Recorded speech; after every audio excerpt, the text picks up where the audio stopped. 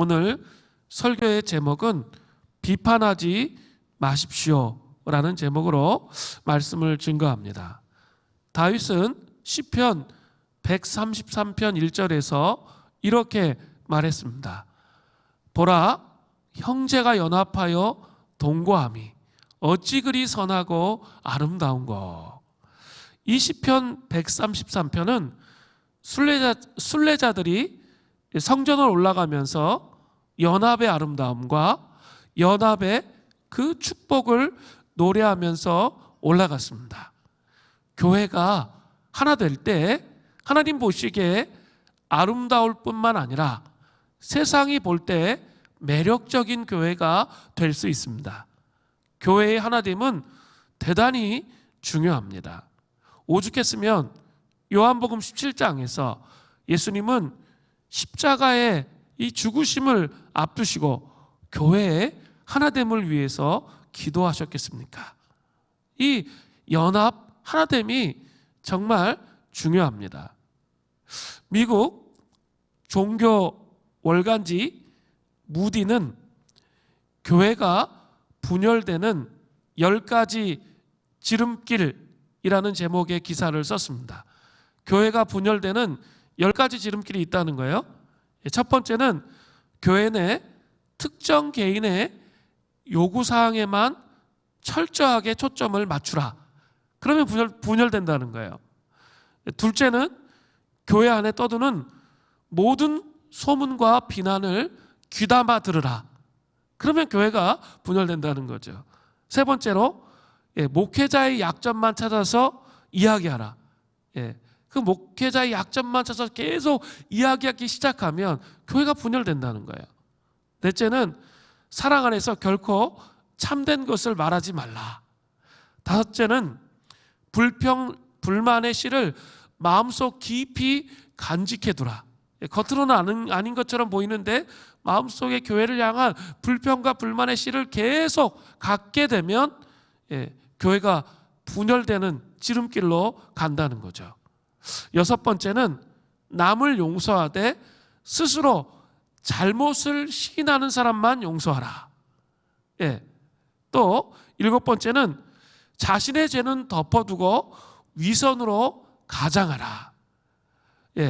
여덟 번째는 예배 공중 기도 시간을 이용해 교회에 대한 불만을 토해내라. 이렇게 공중으로 대표 기도할 때 이제 교회에 대한 불만을 막 얘기하는 거예요. 그것이 교회를 분열시키는 지름길이라는 거죠. 아홉 번째는 수단과 방법을 가리지 말고 모든 사람에게 항상 이기려고 힘쓰라. 그렇게 되면 분열이 일어난다는 거죠. 열 번째는 하나님이 당신에게 교회를 분열시키는 사명을 주셨다고 믿고 실천하라. 이런 것들이 교회가 분열되는 10가지 지름길입니다. 하나됨의 영성이 말라버린 교회는 소란스럽고 시끄럽습니다. 이상한 소문을 만들어내는 그런 전문가들이 줄을 서 있습니다. 자기 차례를 기다리면서 먹이가 될 만한 사람들을 찾습니다. 분열을 일으키는 사람들은 마치 정해진 요일마다 찾아오는 쓰레기 수거 차량과 같습니다. 아름답던 땅이 어느새 쓰레기로 뒤덮이고 마는 거죠. 이게 참 무서운 일입니다. 그렇다면 중요한 것은 어떻게 교회가 분열로 나가지 않고 하나됨을 지키면서 연합의 아름다움으로 나아갈 수 있을까요? 그 첫 단추가 바로 오늘 본문의 내용이에요. 비판하지 않는 것에 있습니다. 함께 오늘 본문의 내용을 살펴보겠습니다. 교회가 분열되지 않으려면 비판하지 말아야 돼요. 이거 너무나 중요한 메시지입니다. 먼저 오늘 본문의 내용을 이해하려면 로마 교회 안에 있었던 문제가 무엇인지를 이해해야 합니다. 원래 로마 교회는 유대 그리스도인들, 유대인이면서 그리스도인이었던 사람들이 주축이 되어 세워졌던 교회였습니다. 그런데 황제 클라우디우스 때 유대인들이 로마에서 소동을 일으켜서 추방되었습니다. 그러다 보니까 자연스럽게 로마 교회는 이방인들이 주축이 되었습니다. 이제 시간이 흘러서 유대인 추방 명령이 철회되면서 유대 그리스도인들이 다시 로마 교회 안으로 들어왔습니다. 그때 로마 교회 안에 갈등이 일어난 거죠. 크게 두 가지 문제였어요. 로마서 14장 2절에 보니까 어떤 사람은 모든 것을 먹을 만한 믿음이 있고 믿음이 연약한 자는 채소만 먹느니라. 또 14장 5절이에요. 어떤 사람은 이날이 전날보다 낮게 여기고 어떤 사람은 모든 날을 같게 여기나니 각각 자기 마음으로 확정할지니라. 이 2절과 5절의 문제입니다. 쉽게 얘기하면 먹는 것과 날에 대한 문제가 생긴 거예요. 유대 그리스도인들은 오늘 본문에서 믿음이 연약한 자로 묘사되고 있어요. 사도 바울은 믿음이 연약한 자들이 유대 그리스도인이라는 거예요. 그들은 육식은 하지 않고 채소만 먹었습니다. 그렇게 한 이유가 뭡니까? 그것은 그 당시 고기들은 우상에게 바쳐졌던 제물이에요. 그것들이 나중에 시장으로 나와서 일반 소비자들에게 판매되었기 때문에 그래요. 유대 그리스도인들은 구약 율법에 입각해서 코쉐르의 고기만을 먹었습니다. 이 코쉐르라는 것은 뭐냐면 랍비들의 감독하에 죽인 도살한 그 짐승들을 말하는 거예요. 지금 무슬림들도 그렇게 하죠. 할랄, 이렇게 할랄로 이렇게 그죠? 이맘들이 입회하에 죽인 그런 고기만 먹잖아요. 정통 무슬림들은 그런 고기만 먹거든요. 그것과 똑같아요. 코쉐르의 고기만을 먹었다는 거죠.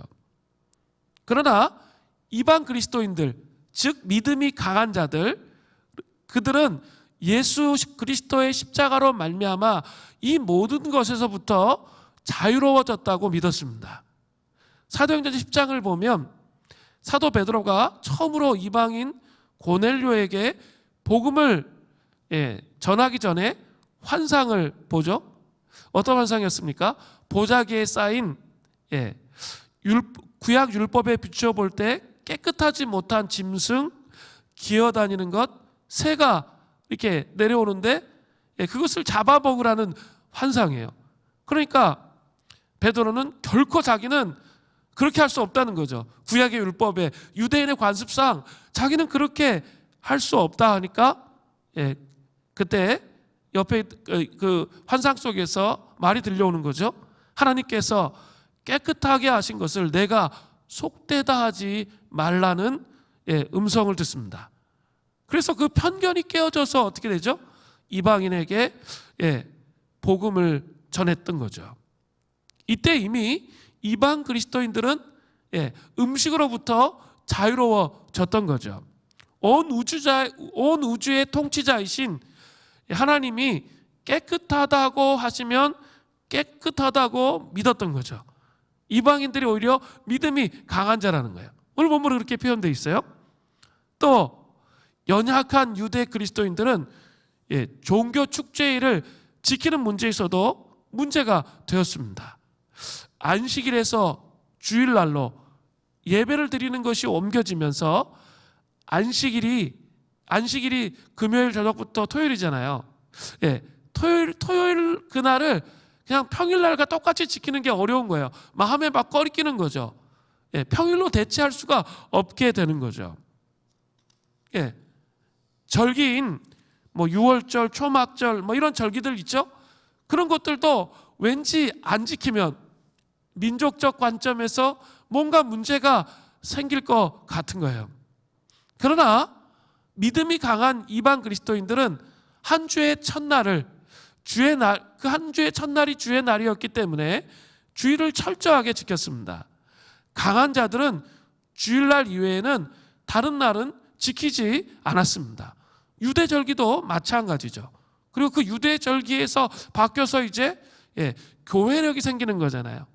교회력이 생겨서 그 교회력을 지켰지 유대절기를 지키지 않았다는 거죠.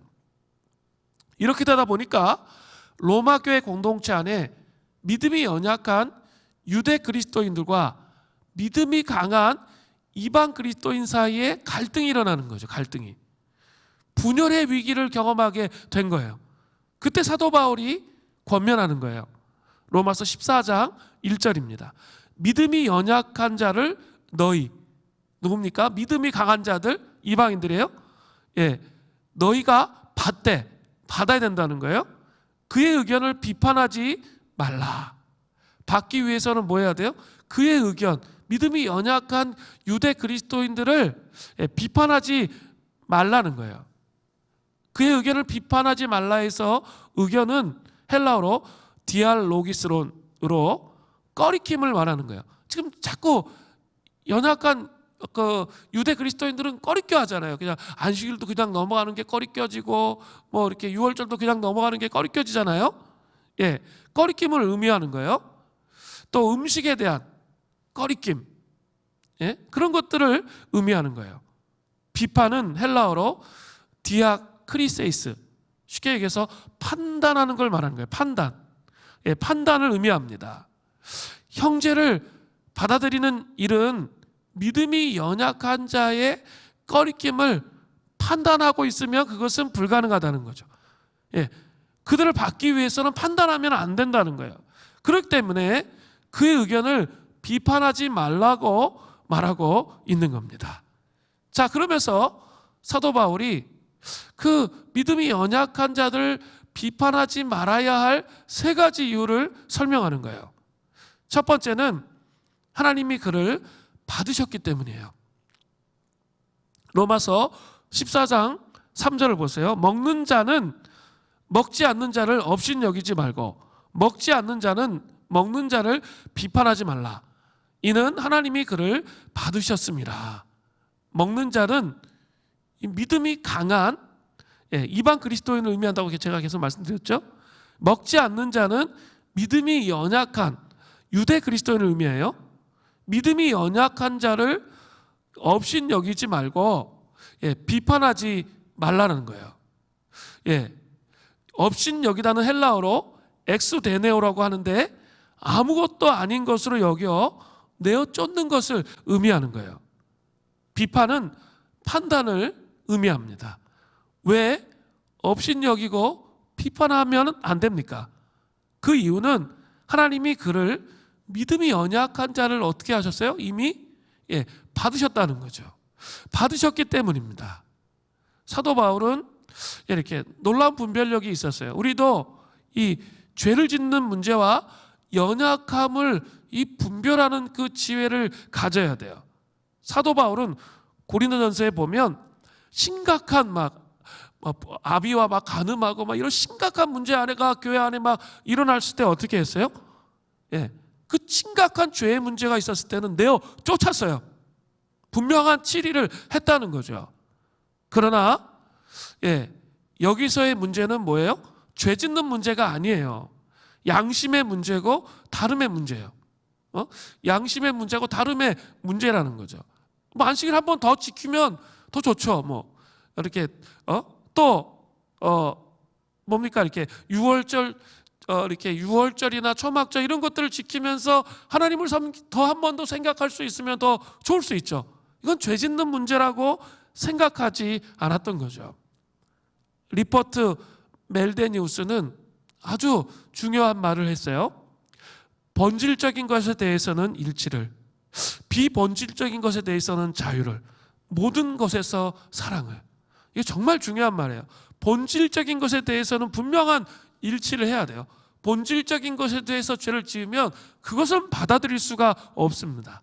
그러나 약간은 좀 비본질적인 것에 대한 것이라면 그것은 자유를 주어야 할 필요가 있다는 거죠.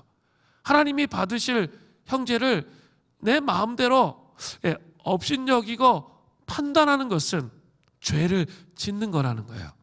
그죠? 나하고 다른 것에 대해서 인정해야 할 필요가 있다는 거예요. 왜냐하면 하나님께서 그 사람을 받으셨기 때문이죠. 두 번째로 비판하지 말아야 할 구체적인 이유 두 번째는 하나님이 연약한 자의 주인이 되셨기 때문이에요. 로마서 14장 4절을 보세요. 남의 하인을 비판하는 너는 누구냐? 그가 서 있는 것이나 넘어지는 것이 자기 주인에게 있음에 그가 세움을 받으리니 이는 그를 세우는 권능이 주께 있습니다. 우리가 비판하는 그 연약한 자들, 그 연약한 자들은 남의 하인입니다. 남이라는 것은 다른 사람에게 속한 이란 뜻이죠. 다른 사람에게 속한 하인이라는 거죠. 그 다른 사람이 누구예요? 여러분 본문에 보니까 하나님이시죠. 하나님이 그 하인의 주인이라는 거예요. 그런데도 우리는 자꾸 우리 하인처럼, 내 하인처럼 비판하고 판단하는 태도를 가지고 있는데 그 태도를 버려야 된다는 거예요. 그 사람의 주인은 누구라는 거예요? 하나님이시라는 거예요. 내가 아니라는 거예요.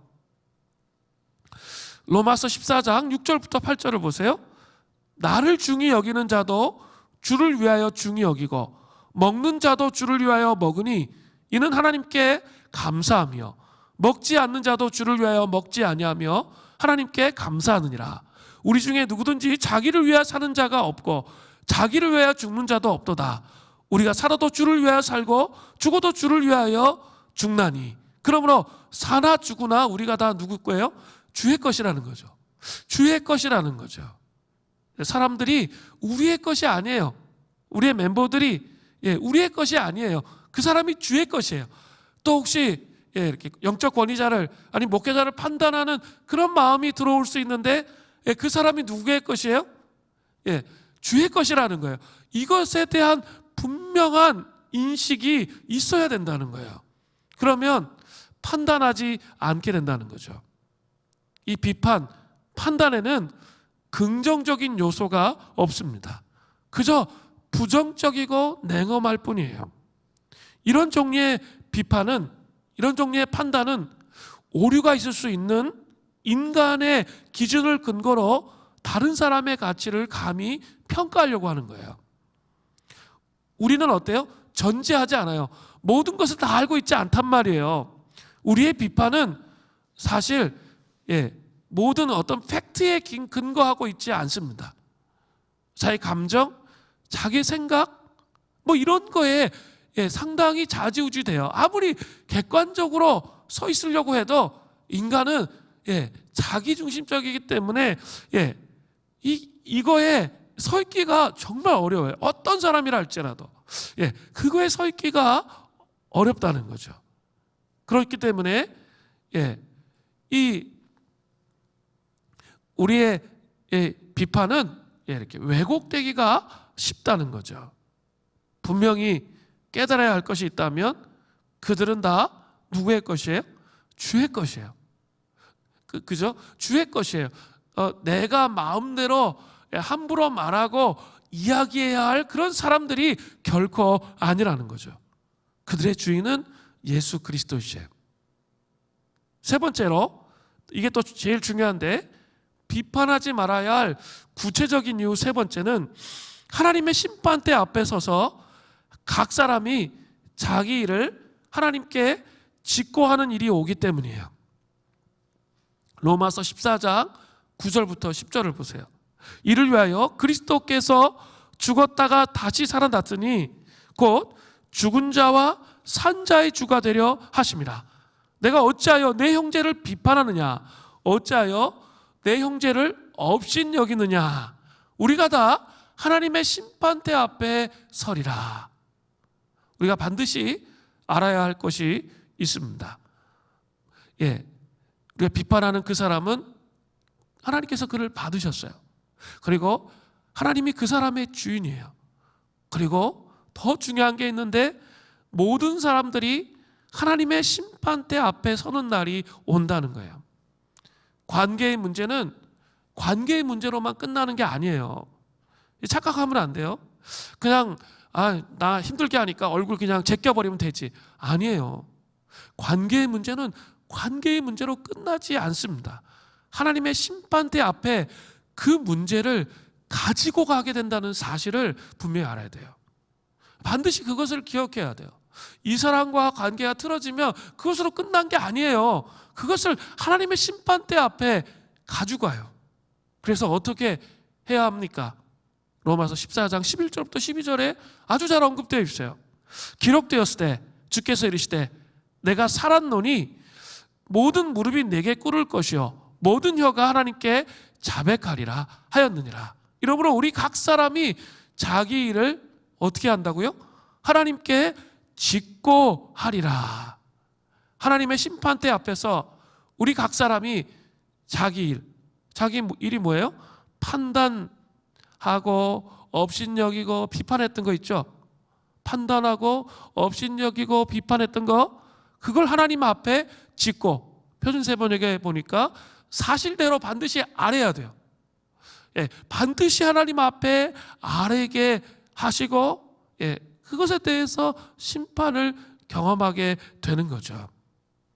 사랑하는 성도 여러분, 아주 중요한 게 있어요. 분별과 이 판단의 차이를 잘 알아야 돼요. 분별은 신앙생활에서 대단히 중요합니다. 날마다 분별을 주시도록 여러분 기도하셔야 돼요. 분별력이 없으면 엉뚱한 짓을 많이 하게 돼요. 하나님 원하시지 않는 그런 행동을 너무 많이 하게 됩니다.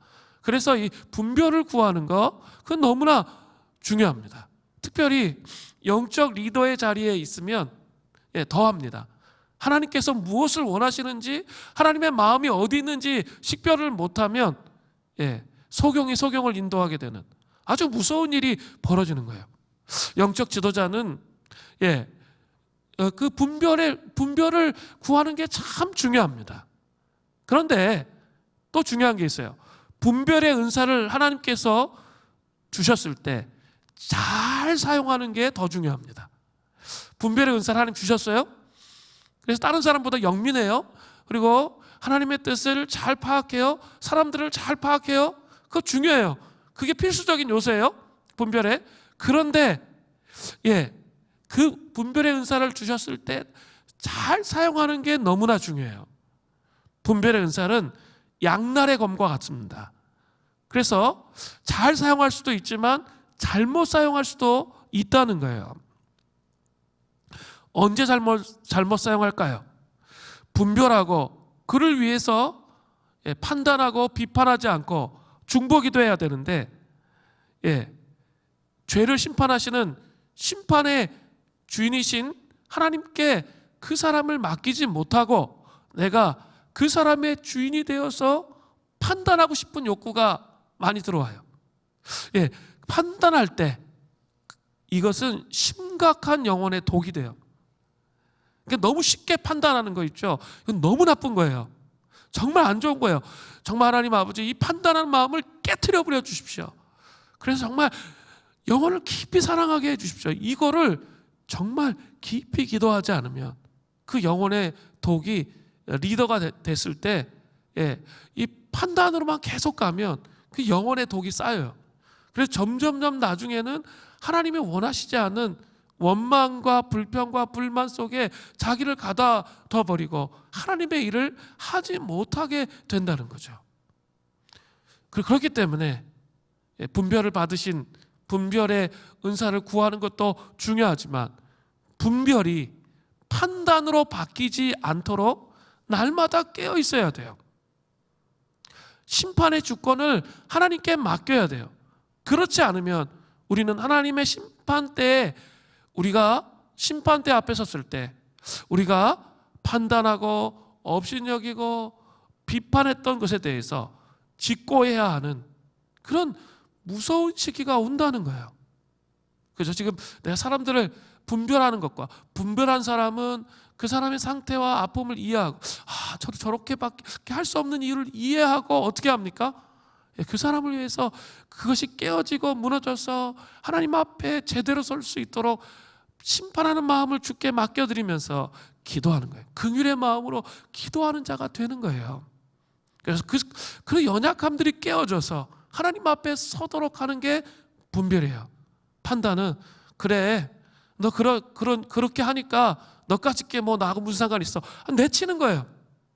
그리고 그 사람에 대해서 이렇게 제껴버리는 거죠. 우리 교회 생활하면서 신앙생활하면서 이런 경우들 대단히 많아요. 이 분별과 판단을 혼돈하시는 분들이 대단히 많아요. 양날의 검이에요. 그래서 한순간에 그것이 판단으로 돼요. 그러니까 예민하게 그것을 가지고 기도해야 돼요. 교회에 대해서도 마찬가지예요. 그죠? 어떤 부분이 부족하기 때문에 자기가 그것을 감당해야겠다. 그것은 오케이입니다. 그것이 하나님 기뻐하실 거예요. 근데 그것이 도가 지나쳐서 모든 것에 대해서 판단하기 시작할 때 그것은 분별이 아니에요. 그것은 결코 분별이 아닙니다. 그것은 판단이에요. 그래서 그 공동체를 깨뜨리게 되는 거예요. 그것들을 기억해야 됩니다. 판단은 현실 세계에서 아주 나쁜 힘을 발휘합니다. 사람들에게 동조를 구하고 교회 안에서 자신이 판단한 내용을 나누는 것을 빌미로 나도 모르게 세력을 만들 수 있어요. 나는 그런 의도가 아니었는데 어떤 순간에 보면 그게 세력이 되는 거예요. 특별히 그것이 영적 리더에 대한 것이라면 그게 더 심각해질 수가 있는 거예요. 그것이 교회의 분열을 초래하게 되기 때문에 그런 거예요. 영적 리더의 연약함이 발견된다면, 분별되었다면 심판의 주권을 하나님께 맡기고, 하나님이 주인이시면 그 사람에게 말씀하셔서 깨어나도록 중보기도 해야 하는 거죠. 그것을 가십거리로 삼고 또 비판하기 시작하면 교회는 심각한 위기에 빠지게 되는 거예요. 심판의 주권이 하나님께 있음을 믿고 맡기는 것이 필요한 거예요. 우리는 모두 하나님의 심판대 앞에 선다라는 이 의식을 갖고 있어야 돼요. 관계에서 내 마음대로 하는 것은 끝나지 않아요. 결코 모든 그리스도인들은 그 관계를 깨뜨린 것에 대해서 책임을 물으실 거예요. 하나님의 심판대 앞에 서게 될 거라는 거죠. 윌리엄 보세라는 사람은 이렇게 말했어요. 당신을 아는 사람 중 25%는 당신을 좋아하지 않으며 앞으로도 결코 좋아하지 않을 수 있습니다. 25%는 지금은 당신을 좋아하지 않지만 누군가 설득하면 당신을 좋아할 수 있습니다. 25%는 지금은 당신을 좋아하지 않지만 누군가 설득하면 당신을 싫어할 수도 있습니다. 다른 25%는 당신을 좋아하며 어떤 행동을 하든지 끝까지 당신 편이 되어줄 사람입니다. 자, 인간 사회에서는 25%의 법칙이 유용해요. 그래서 끝까지 자기를 신뢰해 줄 사람이 25%가 있다는 거죠. 그러나 하나님 나라에서는 아니에요. 이것을 착각하면 안 돼요. 자꾸 세상의 가치관을 교회에 가져오거든요. 하나님 나라에서는 아닙니다. 우리가 좋아하는 사람이든 싫어하는 사람이든 우리는 마지막 날 심판대 앞에서 형제에게 행한 모든 비판과 정죄와 업신여겼던 행동에 대해서 심판을 받을 거예요. 이거 무서운 얘기예요. 교회 안에 이렇게 여러 가지 일들이 참 많이 일어나요. 왜냐하면 죄인들이 모여 있기 때문에. 그 예수님의 사람에 나오는 그게 저는 늘 기억이 나요. 그 예수님의 사랑의 사람에 나오는 유기성 목사님의 책에 뭐냐면 어느 날 이렇게 교회 주방에 가보니까 교회에서 싸움이 벌어졌대. 왜 싸움이 벌어졌냐면 한쪽은 깍두기를 담자고 막 우기시는 거고 또 한쪽은 배추김치를 담자고 막 우기는 거예요. 그러면서 막 나중에 막 소리를 높이면 막 싸우는 거죠. 그게 정말 그럴 일입니까? 잘 생각해 보셔야 돼요. 정말 그럴 일입니까? 절대 그럴 일이 아니에요. 그렇게 죄 지을 일이 아니에요. 그런 게 정말 많아요, 교회 안에. 그런 게 아니에요. 우리가 그렇게 해서 혈기 부리고 화내고 마음에 상처를 준다면 서로 판단하고 비판하고 서로 이제 김치파와 깍두기파로 나누어서 비판하고 판단하고 싸운다면 반드시 아셔야 돼요. 하나님의 심판대 앞에 우리가 서게 될 것입니다. 우리는 이런 인식이 너무 없어요. 그래서 자기 감정대로 하는 거죠. 하나님을 경외하는 마음이 필요한 거예요. 사람을 대할 때도 마찬가지예요. 세상의 가치관을 많은 사람들이 깨지 못하고 교회 안으로 그냥 들어와요. 너무나 쉽게 사람들을 판단하고 선을 그어버려요. 그리고 그 사람을 고립시켜버리는 거죠. 세상은 그렇게 할 수 있습니다. 그러나 아무리 인격적으로 결함이 있고 힘든 사람이라 할지라도 판단하면 안 돼요. 그를 사랑으로 품고 세워가는 것이 교회 공동체예요. 우리는 하나님의 심판대 앞에서 그런 식으로 산다면 자기하고 기질이 맞고 성격이 맞고 그런 사람들은 막 좋아해. 그런데 교회 와가지고 자기랑 좀 기질이 안 맞고 좀 뭐 이렇게 코드가 안 맞는 것 같아. 그러면 있죠, 쌩까 얼굴을 그냥 쌩게 그냥 이 뭐랄까 차가운 바람이 막 숭숭 불어요. 그러면 있죠, 그런 모습을 보면서 속으로 상처받는 거예요. 그러면 제가 뭐라 그랬죠? 나랑 기질 다른 사람은 그렇게 하셔야 됩니까? 결코 아니에요. 하나님의 심판대 앞에 서게 되는 거예요. 하나님의 심판대 앞에 서게 된다는 거 아셔야 돼요. 나와 기질이 맞고 친한 사람 중심으로 끼리끼리 그 문화, 교회 안에 그런 거 정말 많거든요. 그거 버려야 돼요. 그 대적기도 해가지고 그런 문화 깨트려 버려야 돼요. 하나님 기뻐하시지 않아요. 절대로 기뻐하시지 않습니다. 인격적으로 뭐가 나 있고 힘든 사람이라 할지라도 그 사람 그래도 예수님 만나면 복음을 경험하면 변화되겠지. 그래, 내가 볼 때 이 사람 정말 너무 이상했는데 그래도 우리 수림교회 와서 여기까지 온 거야. 문제가 많지만 그래서 참 때로는 상처를 많이 주지만 그래도 이 사람이 계속 변화될 거야. 여러분 그렇게 여러분 믿으세요? 복음이 도대체 뭡니까? 내 기질을 뛰어넘을 수 없다면, 그래서 있죠, 그런 사람만끼리만 모인다면 복음은 과연 도대체 뭡니까? 복음은 정말 모든 영혼을 돌이키고 깨뜨리고 변화시킬 수 있는 능력이에요. 그래서 복음으로 말미암는 변화의 여정을 갈 수 있도록 기도해야 되는 거죠. 그렇게 할 때 우리는 하나님의 심판대 앞에서 할 얘기가 있는 거예요. 주님, 정말 죽을 것처럼 저 사람한테 상처받았지만 제가 주님 말씀대로 용서했고요, 제가 품으려고 정말 노력했습니다. 주님 기억해 주십시오. 주님, 제가 주의 말씀대로 하려고 하나님의 심판대 앞에서 내가 정말 최선을 다했음을 주님께 고백할 수 있기 위해서 얼마나 씨름했는지 주님 아십니다. 이런 고백을 할 수 있지 않겠냐라는 거예요. 교회에 이 터를 넓혀야 돼요. 자꾸 터를 좁히지 마세요. 그죠? 자기끼리. 그리고 너는 우리 소그룹 아니니까 제외. 이런 거 하면 안 된다니까요. 자꾸 사람들이 들어오도록. 그리고 특별히 나랑 코드가 안 맞아, 다루기 힘든 사람이 있어요. 같이 들이받고 싸우지 말고, 성격이 똑같아가지고 싸우는 거예요. 그러지 말고 진짜 품어주세요. 품어주시고 사랑해주시고, 이렇게 해야 그게 교회 공동체가 연합으로 나아갈 수 있게 되는 거죠. 자, 비판하지 말아야 될 3가지 이유 제가 말씀드렸어요. 자, 그러면 이제 이런 비판을 이기는, 비판하지 말아야 될 이유를 설명했다면 이제는 부정적인 게 아니라 비판을 이길 수 있는 대안, 긍정적인 게 뭐냐라는 거예요. 이게 3가지로 나와요. 첫 번째로 뭐 하라는 거예요? 사랑으로 행하라는 거죠. 로마서 14장 13절부터 16절입니다.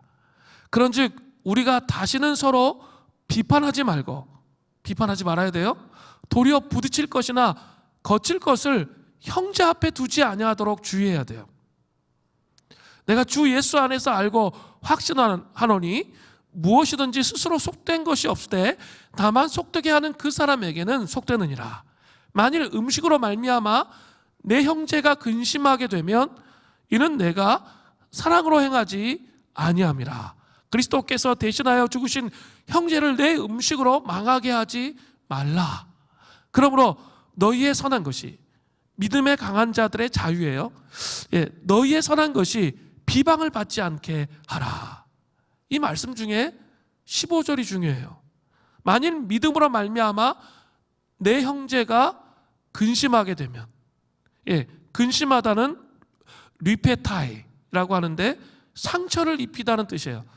네 믿음으로 말미암아, 왜곡된 믿음으로 말미암아 다른 사람에게 상처를 입힌다는 거예요. 그 의미예요. 그러니까 음식 먹는 것 때문에 믿음이 연약한 형제들이 상처를 입을 수 있잖아요. 그래서 유대 그리스도인, 우상에게 드린 음식은 절대 먹을 수 없다, 이런 사람들이 상처가 될 수 있죠.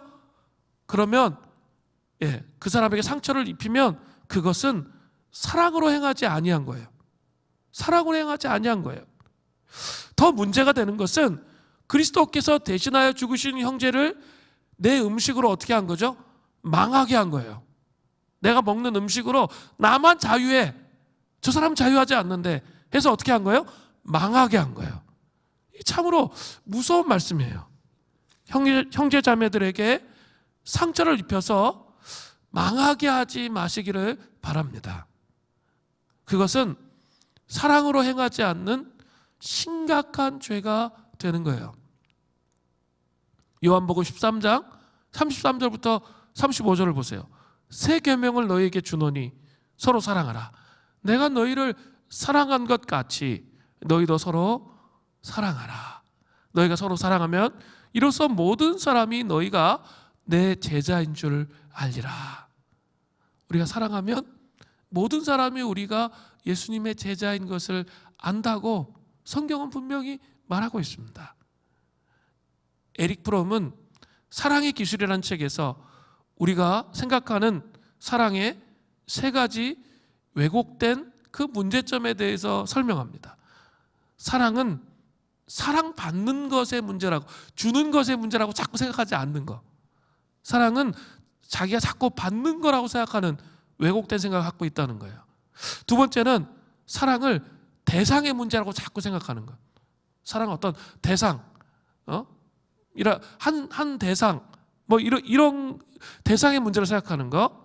세 번째, 사랑을 시작할 때 그 뜨거운 마음이 사랑이라고 오해하는 것. 이런 것들이 사람들이 갖고 있는 왜곡이라는 거예요. 그러나 예수님이 말씀하신 사랑은 뭐죠? 그 사랑은 희생적이에요. 또 헌신적이에요. 또 우리의 의지를 들여서 해야 되는 사랑이에요. 그리고 예수님의 사랑의 폭은 대단히 넓어요. 다 사랑하는데 한 사람을 미워하고 있어. 그러면 어떻게 되는 거죠? 사랑하지 않은 게 되는 거예요. 이게 참 무서워요. 다 순종했는데 하나만 순종하지 않았어. 그럼 어떻게 되는 거죠? 목사님, 내가 다 나머지 99가지는 다 할 텐데요, 요 한 가지는 하지 말라고 하세요. 그건 내 마음대로 할 거예요. 그럼 어떻게 되는 거죠? 그게 순종이 아니에요. 그게 순종이 아니에요. 하나님 원하시는 건 뭐예요? 100%예요. 그 1% 때문에 순종이 안 되는 거예요. 사랑도 마찬가지예요. 다 사랑하는데 한 사람을 미워하고 있다면 그것은 사랑하지 않고 있는 거예요. 사랑으로 행하시는 삶이 되어야 합니다. 이것을 그렇게 될 때 이것은 비판을 이기는 매우 구체적이고 중요한 대안이에요. 감정이 느껴지지 않아도 돼요. 정말 사랑하기 위해서 하나님의, 예수님의 말씀, 서로 사랑하라고 하신 그 말씀을 이루기 위해서 의지를 들이세요. 나의 생각을 들이세요. 복잡한 생각 속에 여러 가지 생각할 필요 없어요. 그냥 생각을 들이고 순종하는 거예요. 폭을 넓히는 거예요. 내 감정은 하기 싫어요. 그런데 하기 시작할 때 사랑의 감정이 그때 들어오는 거예요. 중요한 게 감정에 따라 움직이는 게 아니에요. 희생적이고 헌신적이고 폭이 넓다는 거예요. 그 사랑으로 행하면 분명한 게 있는데요, 비판을 이기게 돼요. 그리고 그 사랑이 습관이 되면 그 사람 그럴 수도 있지, 참 연약하잖아, 아직 믿음이, 이런 마음들이 들어와요. 그 사랑으로 자꾸 생각하다 보면 머릿속에 그 세팅이 된다니까요. 그런 습관들이 세팅이 돼요. 사람을 바라볼 때 저 사람 안에 이런 문제가 있는데 저게 상처로부터 저렇게 시작된 거구나, 저 사람 정말 불쌍하다. 저 사람 저거 도와줘야 되는데 저거 도울 수 있도록 기도하고 씨름해야겠다 내가. 그리고 하나님 제가 도구가 되어서 저런 그 아픔을 도울 수 있는 그런 사람이 되게 해주십시오. 그리고 제가 저 사람이 얘기하기 전까지 인내하면서 기다리면서 사랑으로 행할 수 있게 해주십시오. 이렇게 해야 된다는 거예요. 자꾸 이렇게 자리가 올라가죠. 예, 안수집사, 장로 아니면 뭐 리더 뭐 이런 게 되면 예, 목사, 특히 이제 목사들이 제일 많이 비판할 수 있어요. 판단하고. 예, 이 마음이 따라오지 않으면 안 돼요. 지금 제가 말하는 이 마음이 따라오지 않으면 예, 나중에 어떻게 돼요? 괴물이 돼 있어요. 비판쟁이가 돼 있는 거예요. 판단쟁이가 돼 있는 거예요. 여러분 그렇게 신앙생활하면 자기를 죽이는 거예요. 절대 그렇게 해서는 안 됩니다. 정말 사랑으로 행해야 돼요. 불쌍히 여겨야 돼요. 하나님 정말 이 사람이 이렇게밖에 할 수 없는 연약한 존재이군요. 주님 불쌍히 여겨주십시오. 이렇게 눈을 바꿔야 돼요. 그죠? 예, 그렇게 가는 것이 너무나 중요한 거예요. 두 번째로 비판을 이기는 구체적 대안 두 번째는 성령 안에서 의와 평강과 희락이에요. 이게 중요한데 로마서 14장 17절을 보세요. 하나님의 나라는 먹고 마시는 것이 아니요 오직 성령 안에서 뭐라고요? 의와 평강과 희락이에요. 사도 바울은 하나님 나라의 본질이 뭐라고요? 먹고 마시는 거 아니라는 거예요. 그죠? 먹고 마시는 거 중요하지만 그게 중심이 아니라는 거예요. 그죠? 이방 그리스도인과 유대 그리스도인의 문제로 그들이 문제로 삼는 거 그거 중요한 문제가 아니라는 거예요. 그렇다면 하나님 나라의 본질은 어디에 있습니까? 성령 안에 있는 의와 평강과 희락이에요. 성령님이 의와 평강, 희락에 다 걸려요. 그냥 의, 평강, 희락이 아니에요. 성령님이 중요해요. 성령님이 의와 평강과 희락을 주시는 거죠. 성령님으로 말미암는 의와 평강과 희락이 공동체 안에 가득할 때 그때 비판을 이길 수 있다는 거예요. 비판이 틈타지 못한다는 거예요. 그렇다면 성령님으로 말미암는 의가 뭡니까? 예수 그리스도로 말미암아 덧입는 의죠. 죄에 빠진 구제불능의 인간이 복음의 능력으로 구원받고 변화되는 과정으로 가는 것을 말하는 거죠. 교회의 본질적 사명은 분명히 아셔야 돼요. 먹는 거 중요하고 마시는 거 중요한데 먹는 것과 마시는 것이 아니에요. 교회의 사명은 구제 사업이 아니에요. 교회의 본질은 교육이 아니에요. 물론 이런 것들이 중요하지만 성령님으로 말미암는 예수 그리스도의 의가 전파되어지지 않고 있다면 그것은 교회가 아니에요. 무엇보다 이 본질적인 의에 충실할 때 교회가 비본질적인 것으로부터 자유로워질 수 있는 거예요. 우리 2020년에는 정말 코로나 바이러스로 인해서 너무나 큰 고통들이 우리 앞에 있었습니다. 그러나 또 새 문이 열리고 있습니다. 우리 2021년을 맞이합니다. 제가 계속 말씀을 드리고 있어요. 코로나 바이러스 19 사태가 끝난 이후에 우리는 어떤 모습으로 서 있어야 될까요? 이 코로나 이 블루가 심각해지는 이런 시대에 우리 지금이야말로 오히려 기회가 될 수 있어요. 예수 그리스도로 말미암는 의, 성령님이 주시는 그 의를 가지고 이 복음을 선포할 때, 그죠? 많은 영혼들에게 아픔과 고통과 쓰라림. 그래서 그냥 사람들에게 이 벽을 쌓고 삶을 살아가는 사람들에게 예수 그리스도의 희망, 소망, 치유, 회복을 전할 때 오히려 지금이야말로 복음을 잘 소개하고 소개할 수 있는 귀한 기회가 된다는 거죠.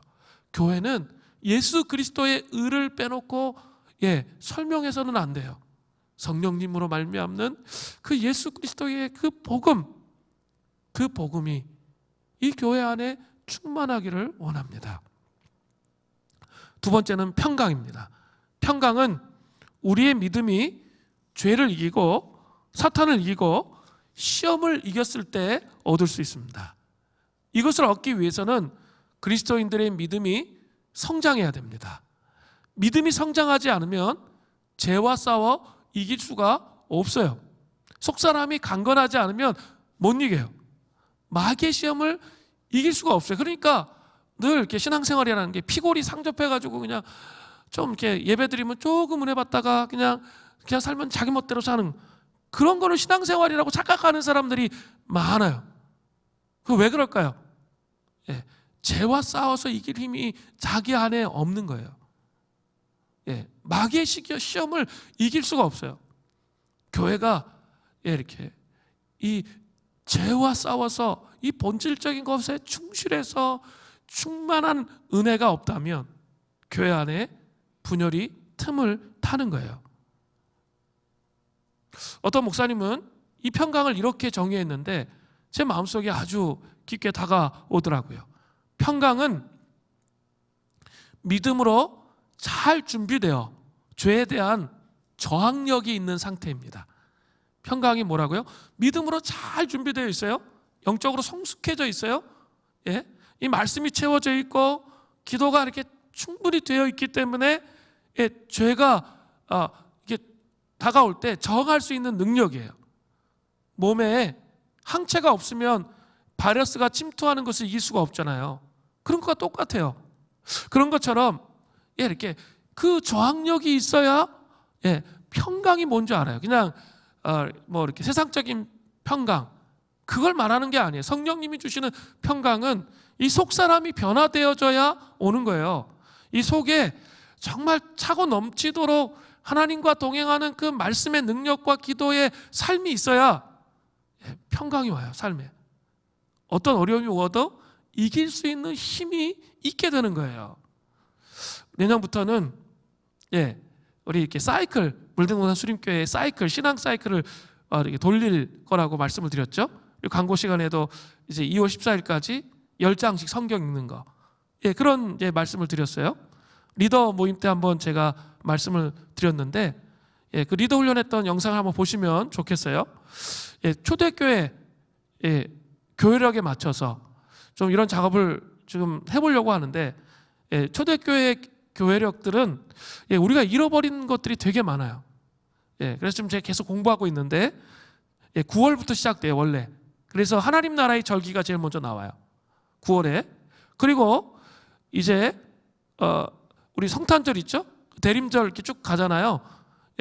그래서 이렇게 성육신의 절기, 성탄이 껴있는 성육신의 절기로 가는 거예요. 그리고 이제 한 2월 달쯤부터 이제 사순절 절기가 시작되잖아요. 그리고 이제 부활절이 그냥 부활절 그날로 끝나는 게 아니라 절기가 있어서 절기가 부활의 기쁨을 깊이 묵상하는. 그리고 부활절기로 끝나는 게 아니라 또 승천 절기가 있어요. 몇 주 동안. 그리고 이제 예수님 승천하신 다음에 40일 후에 성령 강림하시죠. 성령 강림 절기가 있고, 그리고 이제 그리스도의 재림을 묵상하는 절기가 있어요. 이 절기를 만든 이유가 있어요. 왜 이런 절기를 만들었을까요? 복음의 총체적인 것들을 1년의 사이클을 통해 전체를 통해서 매일 하나씩 묵상하는 거예요. 그러면 어떻게 되죠? 균형이 잡혀요. 우리는 이렇게 현대 교회들은 너무 한 가지만 극단적으로 강조하다 보니까 문제들이 많이 일어나요. 그것이 아니라 복음을 좀 총체적으로 이 7가지가 사실은 복음의 총체성을 다 설명하고 있는 거거든요. 이것을 계속 강조하면서 이렇게 1년을 지내는 거예요. 그러면 그렇게 해서 우리가 생각하는 것처럼 대충 이렇게 지내는 게 아니에요. 이 절기 보내는 것처럼 완전히 올인해요. 그리고 금식을 정말 많이 해요. 그리고 성경을 엄청나게 묵상했어요. 그러면서 그 하나님 나라를 생각하면서 이제 이 성경을 묵상하는 거예요. 뭐 이런 식으로 그 절기마다 성경을 묵상해야 할 내용이 광범위했어요. 그러면서 깊이 이렇게 영적 성장을 위해 노력을 했던 거예요. 그러니까 그 한 절기 사이클이 딱 돌면 영적 나이 1살을 먹는 거예요. 우리 그때 보여드렸지만 우리 수준이 아직도 저는 영적 아이 수준밖에 안 돼요. 영적 아비의 수준까지 가는 그들의 삶의 여정을 볼 때 정말 이 구원의 우물의 광맥을 느낄 정도로 구원의 깊이를 이렇게 머리가 숙여지는 저 수준과는 너무 차원이 다른 이런 걸 느끼거든요. 그렇게 복음을 총체적으로 강조하면서 복음을 깊이 이해하면서 깊어지는 거예요. 점점 1년이 지나면 또 깊어지고 1년이 또 지나면 깊어지고 또 깊어지고 이렇게 가는 거예요. 그래서 이렇게 지겨운 거 왜 또 반복하나, 이거는 우리가 제대로 절기를 살아본 적이 없어서 그래요. 지금 그런 연구를 제가 계속 하고 있는데 이제 이 절기들을 이제 제가 좀 다 공부를 더 해야 되기 때문에 좀 하고 싶은 건 그동안 우리가 해왔던 것들을 1년 동안 이 사이클을 돌리면서 깊어지도록 하는 거예요. 복음의 이 총체성을 더 깊이 영혼 중심에 세울 수 있도록 그 작업을 하려고 하는 거예요. 그냥 하다가 마는 게 아니라 지금 다 배운 거 다 하다 말았죠. 통합이 안 돼 있어요. 그러니까 그렇게 하는 게 아니라 1월 1일부터 2월 14일까지는 기도재단, 성경통독, 기도재단 모르시면 성경통독 하세요. 그리고 또 모르시는 분을 위해서 제가 금요심야 기도회 때마다 기도재단이 뭔지 설명해 드릴 거예요. 그리고 할 수 있도록 동기를 부여해 드리고요. 주보에 계속 이렇게 이번 시즌의 강조점이 무엇인지 제가 계속 말씀을 드릴 거예요. 지금은 한 10장 성경 읽는 게 최우선 과제예요.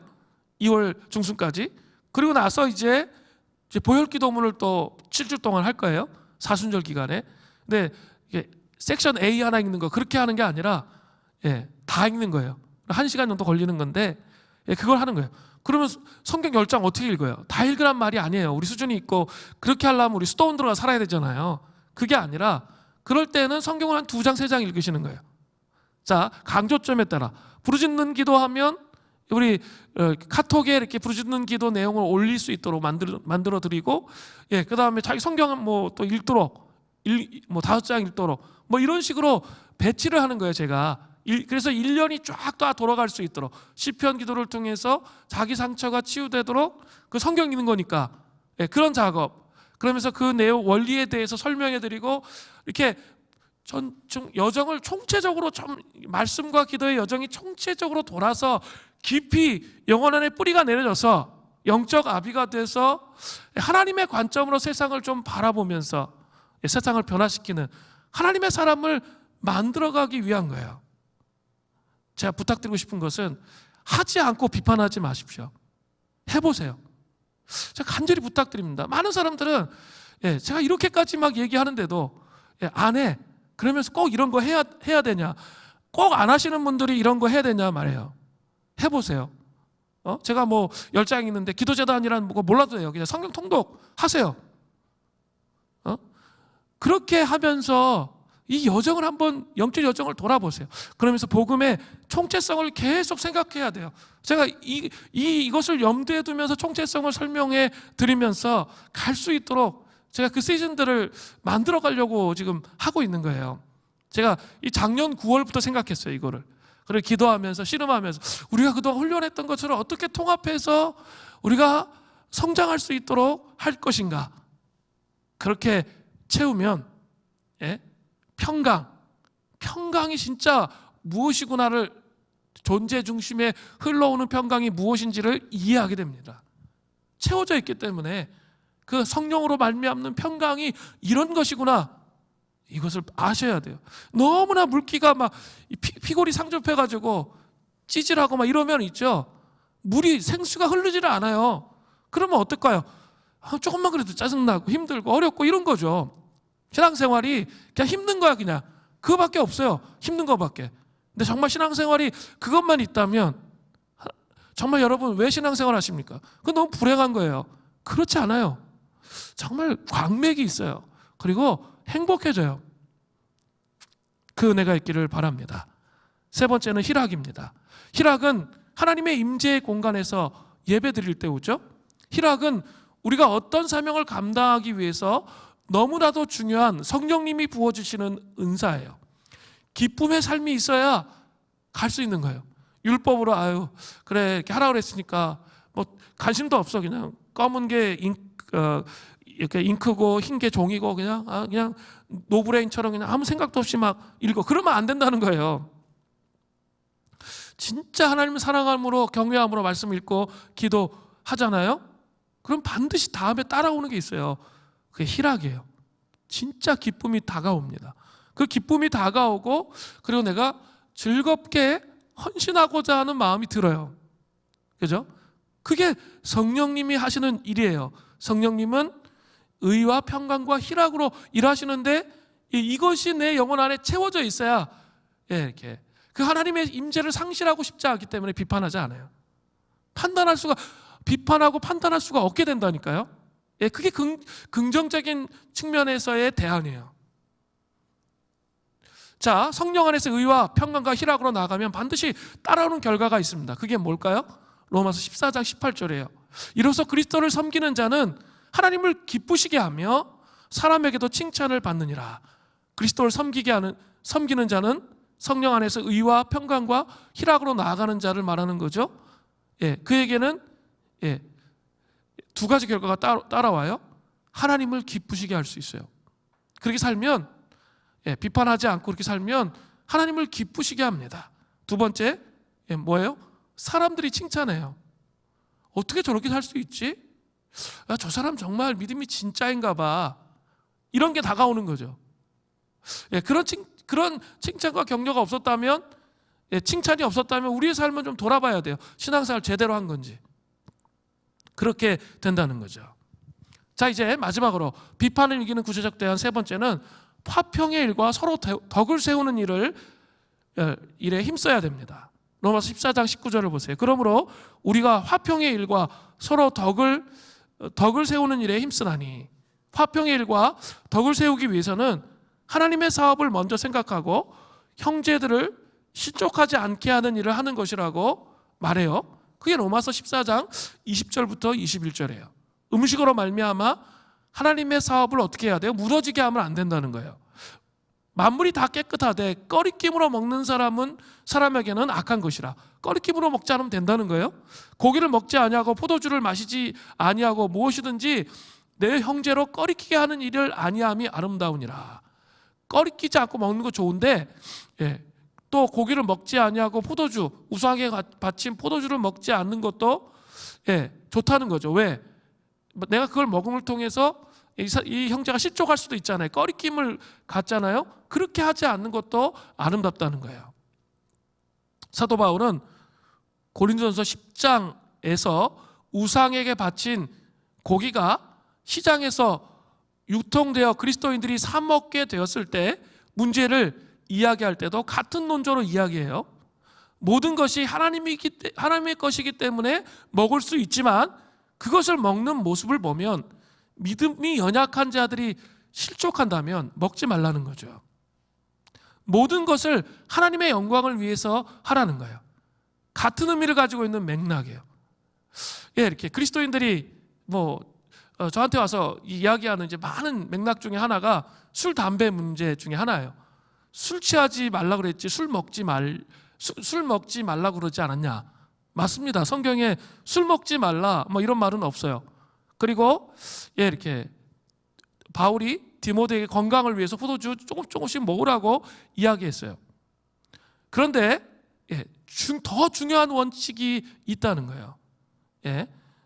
또 담배도 있죠. 담배 피지 말라 이거 없어요. 그죠?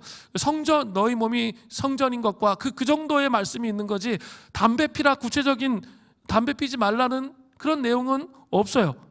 그런데 왜 술 마시지 않고 담배를 피지 않는 걸까요? 이걸 잘 아셔야 돼요. 오늘 본문이에요. 덕을 세우기 위해서 서로 덕을 세우는 일에 힘쓰는 거예요. 덕을 세우는 거 때문에 그런 거예요. 제가 만약에 목회자인데 한국교회 전통은 너무 한국교회 초대교회 때 사람들이 술, 담배 쩔었고 노름에 쩔어 있어서 도박에. 그래서 선교사들이 그것을 다 절제를 시켰던 거예요. 하지 못하도록. 그거 맞아요. 그런데 있죠. 제가 목회자인데 제가 술을 마셨어요. 응? 제가 이렇게 우리 아버님이 술을 너무 많이 좋아하셨기 때문에 저도 이렇게 목회자가 아니었으면 술을 너무 잘 먹었을 가능성이 정말 커요. 제가 가만히 생각해 보면. 그런데 있죠. 제가 막 술을 마셨어요. 담배를 펴. 그러면 어떻게 될까요? 여러분 있죠. 마음이 상하고 실족하시죠? 그러면 어떻게 해야 되죠? 제가 영원히 먹지 말아야죠. 자, 이해되셨어요? 저는 자유할 수 있어요. 자유할 수 있지만 건덕을 위해서, 성경의 원리에 이게 아주 중요한 원리예요. 덕을 세우기 위해서, 덕을 세우는 일에 힘써야 되는데 다른 사람이 나 때문에 실족해. 그리고 직장에서 내가 술을 먹음을 통해서 야, 너 그리스도인잖아, 너 술 먹어도 돼? 이미 그 마음에 실족을 시킨 거예요. 그죠? 마음에 꺼리낌을 두게 한 거예요. 그렇다면 사도 바울의 원칙은 뭔지 아세요? 영원히 먹지 않는 거예요. 그게 뭐 중요하다, 뭐 아니다, 뭐 이런 문제 따지고 들어가는 게 아니에요. 내가 사람을 실족시키는 것이라면 내가 그것을 먹지 않겠다는 거예요. 그게 화평의 일과 서로 덕을 세우는 일에 힘을 쓰는 거예요. 담배 피는 것으로 인해서 다른 사람이 내가 그리스도인인 것 그 모습 때문에 꺼리낌, 실족해. 그럼 어떻게 해야 돼요? 피지 말아야죠. 그런 차원의 의미예요. 덕을 세우는 거예요. 그렇게 화평의 일과 서로 덕을 세우는 일을 힘쓰다 보면 비판할 게 없어져요. 그죠? 왜 자꾸 비판하니까? 덕을 세우지 못하는 거예요. 그리스도인인데 담배 피고 있어. 그러면 이미 뭡니까? 그리스도인인데 술 먹고 있어. 그러면 이미 막 옆에서 실족하는 사람 나타나요.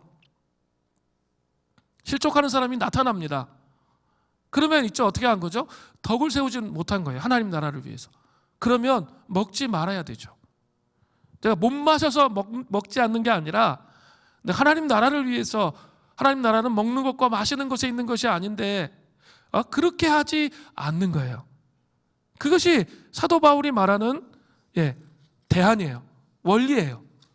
그 원칙이 우리에게 회복되는 은혜가 있기를 바랍니다.